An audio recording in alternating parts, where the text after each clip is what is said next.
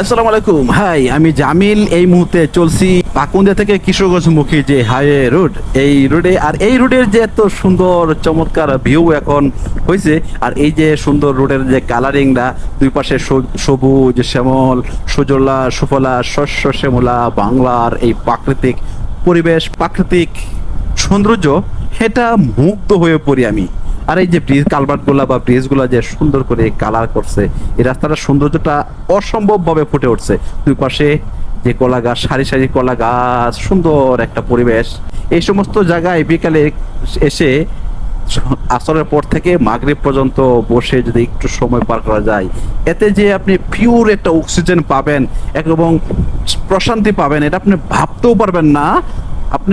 আপনারা যারা ইট পাথরের শহরে বসবাস করেন, তারা ভাবতেও পারবেন না এই জায়গার একটা প্রাকৃতিক পরিবেশের যে একটা সুন্দর মনোরম পরিবেশ। এখানে এসে বসে একটা সুন্দর বিকাল কাটানোর মুহূর্তটা আপনি নিজে কল্পনাও করতে পারবেন না। আর এটা গ্রামের মানুষ প্রতিনিয়ত, প্রতিদিন তারা এই সৌন্দর্য উপভোগ করে, তবে এই সৌন্দর্যটা তাদের কাছে এরকম সৌন্দর্য মনে হয় না। আবার অনেক মানুষ আছে যারা গ্রামে বসবাস করে, গ্রাম অঞ্চলে বসবাস করে, তারা কিন্তু শহরে যাওয়ার পরে বেশি দিন থাকতে পারেন না। কেন? মুক্ত পরিবেশে চলাফেরা করে যারা অভ্যস্ত, তারা কিন্তু ইচ্ছে করলেও শহরের আবদ্ধ পরিবেশে থাকতে পারে না। আপনি 5 তলা 10 তলা বিল্ডিং এর উপরে সুন্দর একটা ফ্ল্যাটে যদি রাখেন, এবং টাইলস করা বাসা, মোজাইক করা বাসা, এবং বেলকুনি দিয়ে হুড় করে বাতাস আসে, এবং চারিদিকে প্যাপু শুন শান গাড়ির শব্দ, সবকিছু মিলিয়ে এই যে একটা আবদ্ধ জীবন, তারা তারা এই যে আবদ্ধ জীবনটাকে বা শহরের জীবনটাকে একটা জেলখানার মতো মনে করে। শহরের জীবনটা একটা জেলখানা জীবনের মতো মনে হয় ওদের কাছে।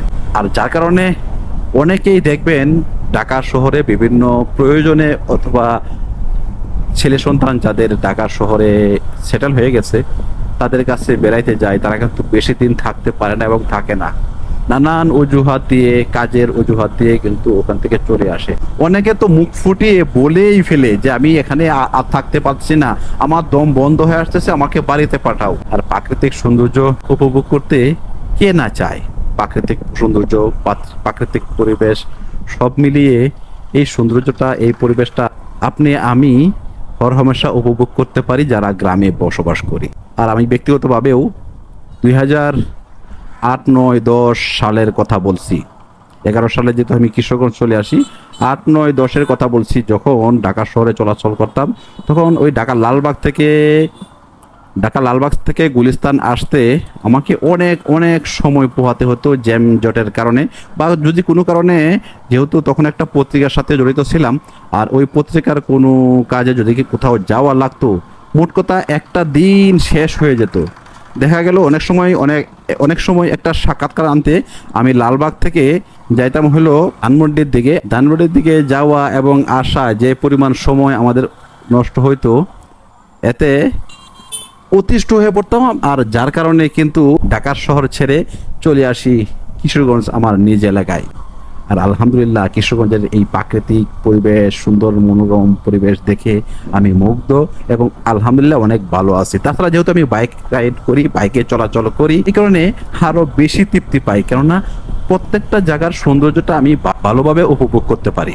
আর এটাই যদি কিনা আমি অটো, সিএনজি, বাস টাস দিয়ে চলাচল করতাম, তাহলে হয়তো বা এর সৌন্দর্যটা আমি উপভোগ করতে পারতাম না। আর আমি লং ট্যুরে যাই বাইক নিয়ে, এতে অনেকে অনেক রকম কথা বলে থাকে, আমার ফ্যামিলিও বলতো, কিন্তু তাদেরকে আমি মোটামুটি বুঝিয়ে শুনে সকলকে বোঝাতে পেরেছি। কেননা যেহেতু আমি ট্যুরে গেলাম সৌন্দর্য উপভোগ করার জন্য, একটু ভালো মুহূর্ত কাটানোর জন্য।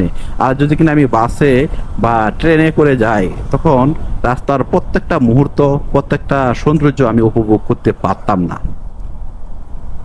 আর যেখানেই সৌন্দর্য, সেখানেই চলে যাবে টিজে জামিল ব্লগস। আজকের মতো বিদায়, কথা হলো অনেক, আরো কথা হবে অন্য সময়, অন্য ভিডিওতে। আল্লাহ হাফেজ।